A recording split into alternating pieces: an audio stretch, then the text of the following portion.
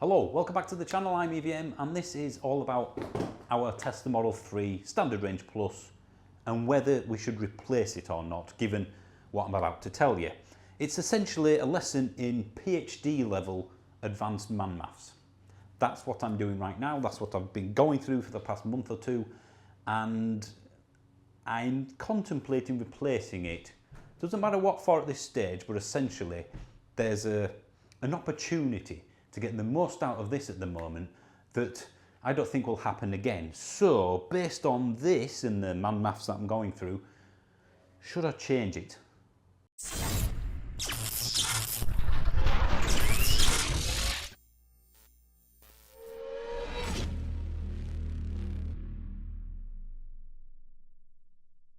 Now, we've owned this car for 2.5 years nearly, and given how long it takes a new car to arrive, everything I'm talking about will be assuming this car is 3 years old by that point, and I don't think the value will change.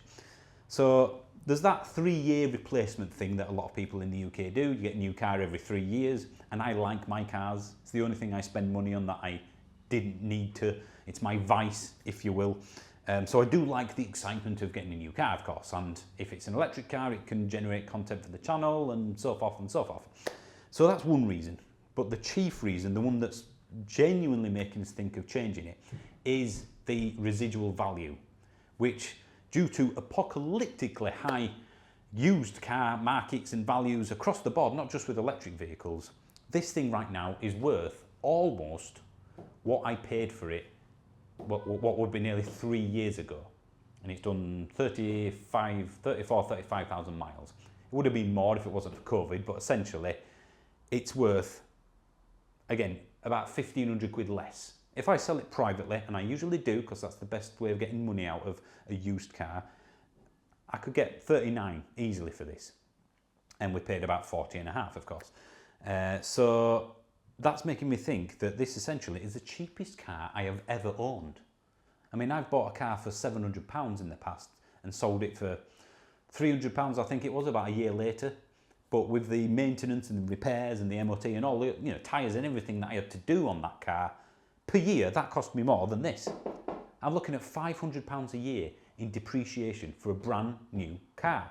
There's been no servicing on it at all. The only thing I've spent any money on a set of new tyres. It's under warranty until it's 4 years old.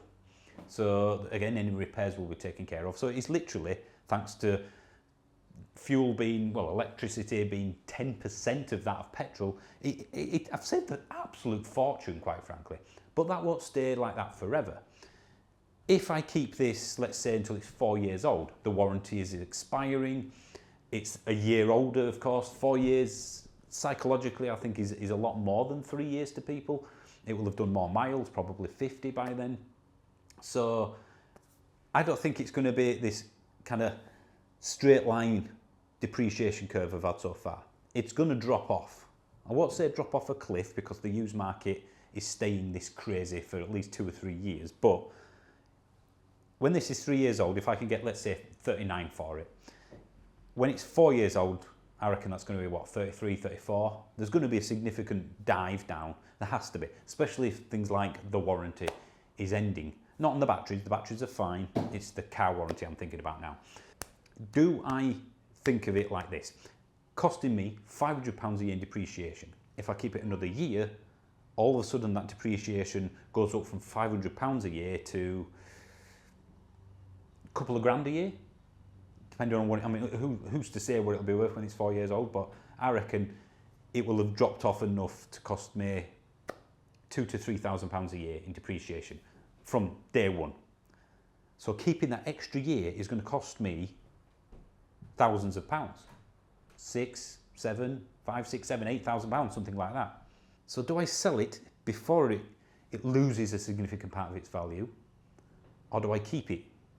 Because essentially there's nothing wrong with the car, I'm happy with it, it's just, it's going to cost me thousands of pounds. So why not take that 5, 6, 7,000 pounds and spend it on a brand new car that's got a brand new warranty, that's new, it's exciting because it's a new car, new tyres, all that sort of stuff. If I keep it, I don't have to spend anything. It's not cost me anything. I don't have to pay out the depreciation. If I buy a new car, I do have to literally find the money from somewhere. In fact, if I were to sell this, I'd probably sell my garage queen, as it were, as well, and cobble them both together. But I don't want to sell that. I really don't want to sell that. That's my queen. But it is very tempting, and as I said, in the terms of man maths, it does make sense. I'll give you £39,000 for this, sir, or in another year's time, when it's 4 years old, I'll give you 33 for it. Ooh, what should I do? What should I do? And therein lies the problem. If I could get another Model 3 for £14,500, I would probably change it right now, because for 1,500 quid, I'd be getting a brand new car. But new car values have gone up a lot, especially when it comes to the Model 3. Possibly even more so than the used values have. When I bought this, as I said, it was just, I think, about £40,500. If I wanted to buy this now, so the exact same car, a standard range plus with no options, Model 3, £48,500 for the same car. So it's gone up near as damn it 20% in the time we've owned it. That's inflation for you. So you could argue that, yes, I'm getting a new car, but essentially the used values have gone up, but so have the new cars, so therefore, it's like buying a house. If you think, my house price has gone up by 40%, let's sell. The car you're buying, the house you're buying has gone up equally as much, hasn't it? So therefore, unless you're downsizing, there's no real financial benefit to it. But we will be replacing the car in the next 18 months. Before it's 4 years old, I want to replace this. Before it's out of warranty, because a car that's in warranty, even by a month, is far easier to sell and is worth that much more. Because anybody that buys this used knows that it's guaranteed to be working. Everything is fine because it's under warranty still. So, I don't know. It's a tough one. Let's imagine that, yes, I'm selling this. I'm replacing it. I'm getting something new. What do I replace it with? I always use this argument when it comes to football. You know, when people say, oh, we need to sack the manager, he's not getting the results. It's not a case of should you sack the manager, it's a case of who can you replace them with, who's going to be better. What can I replace this with, given the budget we'll have, that will be at least the same but different or better? Because I don't want to downgrade. I'm not at that stage of life yet. I want something that's at least as good as this. I'm not going to go for another Model 3 because, quite frankly, it's £48,500 and I paid £40,500 for this. I don't think it's worth that. The Model Y would be an upgrade, even though inside it's basically the same thing, but they don't do a standard range version of that, so I'm looking at, what, 57, 58 for one of those. So I'll be looking at something else that's not a Tesla, realistically. I either keep this or I get something else. Polestar 2 is an option. Ford Mustang Mach-E, not an option. I don't want one of them. Any of the ID range, don't want one of them either. Too bland, too boring. There's the Ioniq 5, of course. There's the Kia EV6. In fact, no, I'll scrap the EV6. I didn't gel with that. And it's basically the same as the Ioniq 5. Or there's the Genesis GV60. A car which, even in the review, we said I would replace my Model 3 with. I really like that car, and the GV60 is essentially an Ioniq 5 underneath, so it's a good car at the start. So there's a few options there. I think the GV60 is the front runner, if I'm being honest. It's new, the brand is new, that puts me off a little bit. It's a bit of an unknown, but it's an Ioniq 5 underneath, so the EV part of it's great. It comes with a 5-year warranty, so that's a bonus. And it had the cracking sound system, which again I would see as a big benefit. The Ioniq 5, I think that's cooler, that looks better. Essentially, if I could get the Ioniq 5 exterior with the Genesis interior, that'd be a perfect combination, but that doesn't exist.